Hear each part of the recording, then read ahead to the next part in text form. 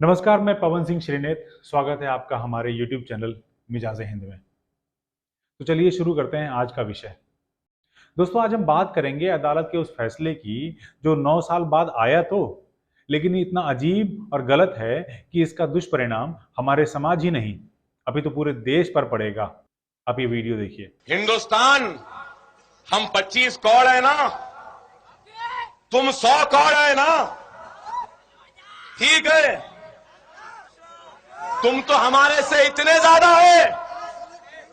15 minute के लिए police को हटा लो, बता लेंगे किसमें हिम्मत है, कौन ताकतवर है। दोस्तों, इस देश के करोड़ों लोगों ने ये वीडियो देखा होगा जिसमें एआईएमआईएम के नेता असदुद्दीन ओवैसी साहब के छोटे भाई अकबरुद्दीन ओवैसी किस तरह खुले मंच से पूरे भारत के एक समुदाय विशेष को चैलेंज करते हुए कहते हैं कि तुम तो 100 करोड़ हो और हम 25 करोड़, लेकिन 15 मिनट के लिए पुलिस को हटा दो, फिर देखेंगे किसमें दम है। जगह थी आदिलाबाद, तेलंगाना। तारीख थी 24 दिसंबर 2012। उन्होंने न सिर्फ धमकी दी बल्कि हिंदू धर्म का मजाक उड़ाते हुए उनके देवी देवताओं पर भद्दी भद्दी बातें भी बोली, और सामने खड़े हुए हजारों की भीड़ ने उस पर ठहाके लगाने के साथ अल्लाहू अकबर के नारे भी लगाए थे। बात बहुत संजीदा थी। वैसे ही पूरे विश्व में हिंदू प्रताड़ित हैं, और जब उनके अपने ही देश भारत में 100 करोड़ की आबादी में होने के बाद भी यदि इस तरह की बात होगी तो उस पर तीखी प्रतिक्रिया होना तो स्वाभाविक है, और हुई भी। लेकिन प्रशासन ने इस पर कोई भी कार्रवाई नहीं की। फिर 28 दिसंबर 2012 को के करुणासागर जी ने, जो पेशे से वकील हैं, कोर्ट के माध्यम से एक क्रिमिनल कंप्लेंट दर्ज कराई। इसके बाद 3 साल लग गया पुलिस को केस की विवेचना करने में। ऐसा केस जिसमें साक्ष्य सामने हो, रैली में आए हुए 50,000 से ज्यादा लोगों की भीड़ हो, 25-50 पुलिस वाले भी हो। यूट्यूब पर आज भी यह वीडियो पड़ा हुआ है, न जाने कितने मोबाइलों में सेव होगा। उस पर न जाने कितनी बार न्यूज चैनलों में खुली डिबेट हो चुकी है। बच्चे बच्चे को याद है ये वीडियो। उसके बावजूद अब जब 9 साल के बाद अदालत ने उसका निर्णय किया तो उसमें कहा गया कि फॉरेंसिक टीम ने अपनी रिपोर्ट तो दे दी है, लेकिन यह उनका निजी मत मात्र है। अदालत बिना उस कैमरे को देखे इस वीडियो को सच नहीं मान सकती है। ऐसे में हम अकबरुद्दीन ओवैसी को इस केस में बाइज्जत बरी करते हैं। दोस्तों, मुझे नहीं लगता कि किसी भी केस में इससे ज्यादा प्रत्यक्ष और ठोस साक्ष्य की आवश्यकता है। इस केस का तो मात्र 4 से 5 तारीख में ही फैसला हो जाना चाहिए था, और जूनियर ओवैसी को कम से कम 3 साल के लिए जेल में ठूस दिया जाना चाहिए था। और अगर कोई कोड़े मारने जैसी सजा होती है तो वो भी मिलनी चाहिए थी, और इन शातिर भाइयों सहित इनके पूरे खानदान को राजनीति करने पर या भाषण देने पर रोक लग जाना चाहिए था।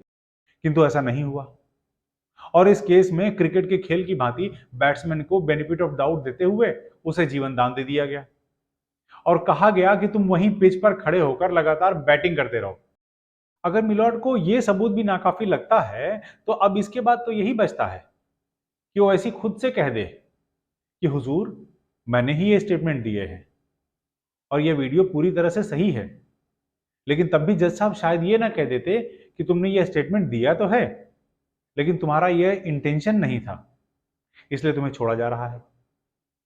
और उसके बाद भी अगर वो ऐसी यह कहता कि नहीं हुजूर, मेरा इंटेंशन भी यही था, तो माननीय मिलॉर्ड ये ना कह देते कि यह तो फ्रस्ट्रेशन में कह रहा है, लिहाजा इसे बाइज्जत बरी किया जाता है। दोस्तों, क्या यह केस इतने हल्के में लिए जाना चाहिए था? क्या ये साक्ष्य किसी भी तरह के डाउट की गुंजाइश रखते हैं? क्या वहां पर खड़े 50 पुलिस वाले इस बात को नकार सकते थे कि यह वीडियो गलत है? यह कैसा निर्णय है? इस फैसले से उन पैसे वाले अपराधियों के तो हौसले और बुलंद हो जाएंगे जो आदतन या शौकिया अपराध करते हैं और पैसे कमाने के लिए भी अपराध करते हैं, और अदालतों के फैसले को अपने बाहुबल, धनबल, राजनीतिक या सामाजिक बल से प्रभावित भी करते हैं। यह तो एक लैब का निजी मत है, इसलिए इस साक्ष्य पर भरोसा नहीं किया जा सकता। वाह! अभी कुछ ही दिनों पहले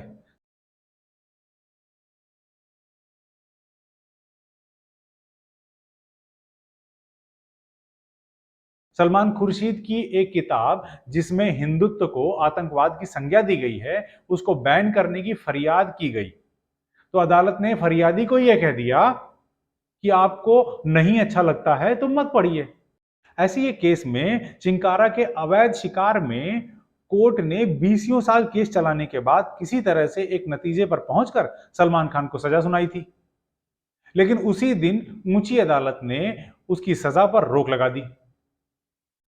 वो तो एक सेलिब्रिटी का केस था, तो हमें पता चल गया कि उस केस में सलमान खान के ऊंचे रसूख की वजह से पुलिस को कितनी मानसिक यातनाएं और भीषण दबाव से गुजरना पड़ा था। उधर जब एक धर्म विशेष का केस होता है तो सुप्रीम कोर्ट उसमें बहुत दिलचस्पी लेकर सुनती है और उस पर बेबाक निर्णय भी देती है। लेकिन जब वहीं दूसरे मजहब की बात होती है तो उसे उनका निजी मामला कहकर उस पिटीशन को भी एक्सेप्ट करने से मना कर दिया जाता है। अगर यह एक लैब का निजी मत था तो आज तक जो लैब की रिपोर्टों के आधार पर फैसले होते रहे वो क्या थे? क्या किसी मशीन ने आकर जज साहब से कहा था कि जज साहब मैं गारंटी लेता हूं यह साक्ष्य बिल्कुल सही है और आप खुलकर निर्णय करें? और आपके सामने वीडियो पड़ा हुआ था, सारी चीजें वैसी की वैसी रखी हुई थी, उनको आप देख सकते थे, लेकिन न मालूम आपकी क्या विवशता रही। एकदम फिल्मी सीन जैसा है ये कि सब कुछ सामने होते हुए भी जज साहब ने गलत फैसला सुना दिया हो। सबसे बड़ी बात तो यह है कि इस फैसले से सोसाइटी में क्या नैरेटिव जाएगा, क्योंकि जब भी इस सोसाइटी में या किसी परिवार में या बड़ी कंपनी में या बड़ी संस्था में कोई भी वरिष्ठ कोई निर्णय करता है तो जूनियर्स या आम लोगों में एक बड़ा संदेश जाता है कि हमें भी आगे ऐसी किसी परिस्थिति में इसी प्रकार का निर्णय लेना है। क्या लोग ये नहीं समझेंगे कि कुछ भी बोलो, किसी भी तरह की धमकी दो, सब चलता है, क्योंकि कोर्ट ने इसको गलत नहीं माना है। क्योंकि जो आम आदमी होता है वो फैसले की कॉपी को पूरा नहीं पढ़ता, वो ये नहीं जानता है कि ओवैसी को बेनिफिट ऑफ डाउट मिला है, बल्कि उसके अंदर ये मैसेज जाता है कि सीधा सीधा आपने उसको बरी कर दिया है।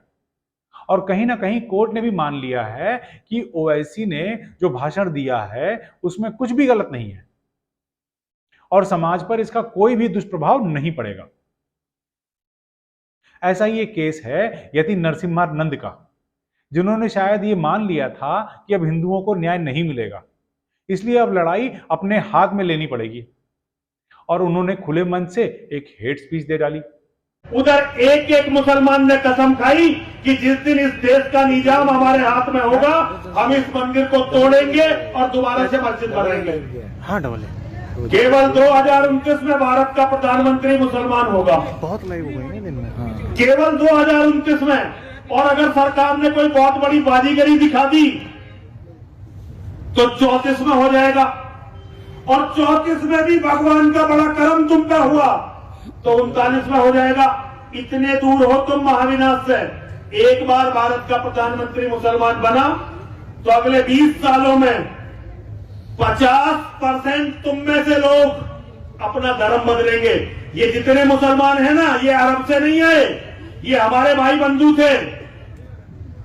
40% हिंदुओं का कत्ल होगा, 10% हिंदू अपनी बहन बेटी मुसलमानों को देकर या तो रिफ्यूजी कैंपों में रहेंगे या विदेशों में रहेंगे।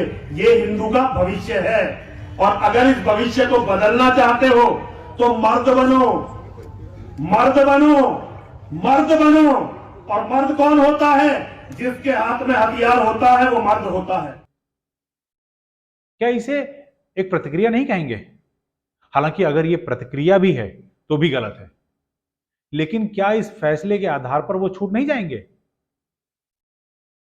और जरा सोचिए कि उन पुलिस वालों पर इसका क्या असर होगा जो बड़ी मेहनत से अपनी जान पर खेलकर किसी मुलजिम को पकड़ कर लाते हैं।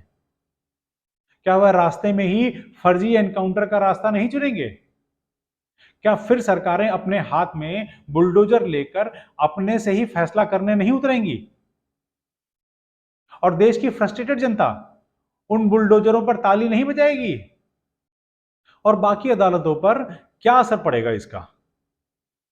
क्या वह कोई भी सीधे से सीधे केस को बेनिफिट ऑफ डाउट देते हुए यह नहीं कह देंगे कि यह तो फॉरेंसिक टीम का निजी मत है, और उससे पूरे केस को प्रभावित करते हुए एक गलत डिसीजन दे देंगे? आवाम तो वैसे भी यह समझती है कि यह नेता है, मंत्री है, विधायक है, बड़ा अधिकारी है या बहुत शातिर अपराधी है, बहुत पैसे हैं इनके पास, यह सब छूट जाएंगे। इनके ऊपर केस तो चलेगा, लेकिन इनको तुरंत बेल मिल जाएगी और जब तक केस चलेगा तब तक एक बहुत ही शान की जिंदगी जिएंगे ये। और उसके बाद आखिरी में जब मामला ठंडा हो जाएगा तब ये और पैसे खर्च करके केस को रफा दफा करा देंगे और बाइज्जत छूट जाएंगे। और शायद वो और निराश होकर यही सोचेंगे कि चलो अपने हाथ में पत्थर लेते हैं, तलवार या बंदूक लेते हैं और खुद ही फैसला कर लेते हैं। इन अदालतों से कुछ नहीं होगा। मैं ऊपरी अदालतों से अनुरोध करूंगा कि इस मामले में स्वतः संज्ञान लें और इतनी कड़ाई से निपटें कि एक बड़ा और कड़ा संदेश जाए कि जो भी दंगा करते हैं या उसके लिए उकसाते हैं या जो वोट बैंक की राजनीति करते हैं और किसी भी हद तक जाने को तैयार रहते हैं, उनकी अब खैर नहीं। मेरा यह पक्का मानना है कि न्याय राजनीतिक व्यवस्था से नहीं मिलेगा, बल्कि सिर्फ न्यायपालिका से ही मिल सकता है। अतः न्यायपालिका से विनती है कि आप समाज के माई बाप हैं, समाज को बचाने की जिम्मेदारी आपकी है, कृपया आप इससे अपना मुंह न मोड़ें। मैं अब यहीं समाप्त करता हूं और आशा करता हूं कि आपको ये वीडियो पसंद आया होगा। साथ ही अनुरोध है कि इस वीडियो को अधिक से अधिक लाइक और शेयर करें। मैं भविष्य में भी आपके लिए अच्छे और ज्ञानवर्धक वीडियोस लाता रहूंगा। कृपया मेरे चैनल मिजाजे हिंद को सब्सक्राइब करें और घंटी के बटन को दबाएं ताकि आने वाले वीडियोस की नोटिफिकेशंस आप तक सही समय पर पहुंच सके। और हां, अपने कमेंट हमें कमेंट बॉक्स में अवश्य लिखें ताकि हम अपने अगले वीडियोस में उन्हें इनकॉर्पोरेट कर सकें। धन्यवाद।